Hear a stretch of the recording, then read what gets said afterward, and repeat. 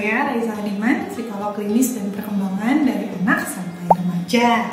Hari ini saya mau bahas topik yang di-request oleh salah seorang subscriber. Nah, ini adalah topik yang mungkin akan relatable dengan banyak remaja atau juga mungkin orang dewasa, yaitu saya mau bahas tentang how to make friends. Nah, pertama-tama saya mau mulai dulu nih dari pertanyaan. Pernah nggak sih kamu ngerasa lonely? Atau pernah nggak sih kamu ngerasa kesepian di tempat yang ramai?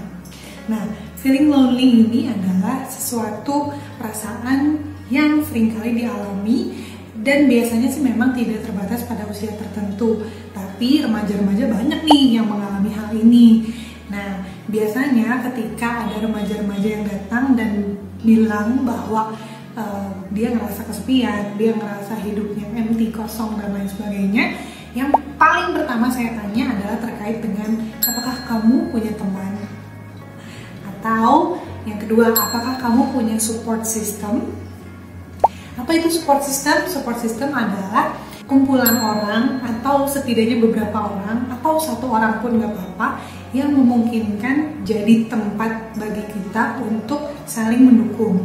Jadi kita tahu ketika kita sedang sedih, ketika kita sedang stres, ketika kita lagi galau atau lagi merasakan perasaan-perasaan apapun yang tidak menyenangkan, itu ada orang yang bisa kita datangin untuk kita ajak cerita, untuk support kita, atau kalau misalnya dia yang lagi stres, kita juga bisa support dia gitu. Itu namanya support system. Sederhananya begitu.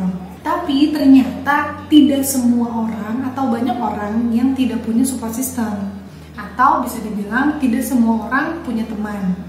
Nah, teman yang saya maksud di sini bukan teman yang sekedar kenal aja, tapi teman yang bisa diajak cerita, yang bisa diajak tukar pikiran, yang bisa saling support. Ternyata banyak orang, banyak remaja yang merasa kesulitan untuk mencari teman yang bisa saling support. Jadi di sini saya mau kasih 4 tips yang bisa digunakan untuk mencari teman, atau gimana sih caranya untuk mengajak orang lain berteman. How to make friends.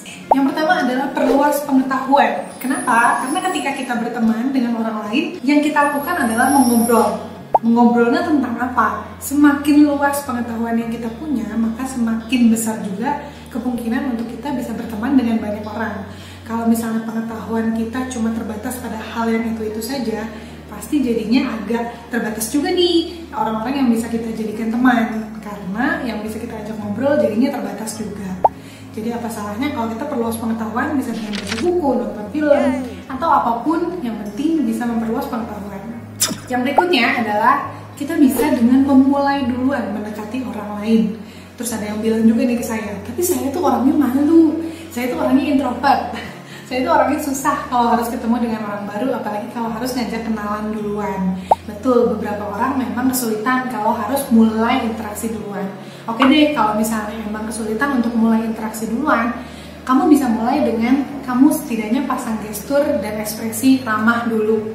Kalau misalnya nih gestur kita menunduk, terus kita menutup seperti menutup diri, orang langsung enggan untuk mendeketin kita karena aduh kayaknya orang itu menolak untuk didekati. Kesana seperti itu, walaupun dalam hati kita sebenarnya kita nggak nolak untuk didekati, itu tuh adalah gestur malu kita.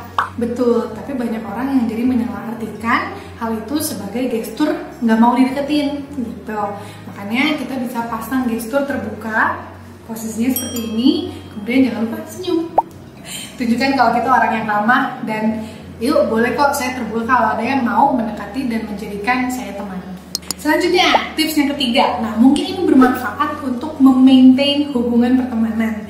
Jadi, ketika seseorang sudah memperkenalkan dirinya atau menyebutkan namanya, usahakan untuk bisa mengingat siapa nama orang itu. Supaya orang yang memperkenalkan dirinya tahu betul bahwa kita punya ketertarikan untuk mengenal dia. Kita mau jadi temannya. Jadi, hafalin namanya ya. Tapi, kalau misalnya orang itu belum memperkenalkan dirinya, belum menyebutkan namanya, sebisa mungkin kita nggak perlu menunjukkan bahwa kita udah tahu duluan namanya. Karena untuk beberapa orang di beberapa kondisi itu kadang-kadang jadi creepy. Jadi orang itu bisa aja mikir, oh kok nih orang udah tahu nama aku sebelum aku memperkenalkan diri. Jadi yang pasti sih tips di sini adalah untuk kita menghafal nama setelah orang tersebut memperkenalkan dirinya. Kemudian tips yang terakhir, tapi menurut saya ini paling penting untuk dilakukan, yaitu adalah do what you want people do to you. Jadi lakukan apa yang kita harapkan dari teman kita. Kalau misalnya kita berharap teman kita orang yang suka menolong, ya lakukanlah dulu kita yang tolong orang lain duluan. Atau kalau misalnya kita berharap teman kita terbuka, ya cobalah untuk kita dulu yang terbuka gitu. Tapi Kak, aku udah melakukan banyak hal, tapi teman-teman aku nggak kayak gitu ke aku.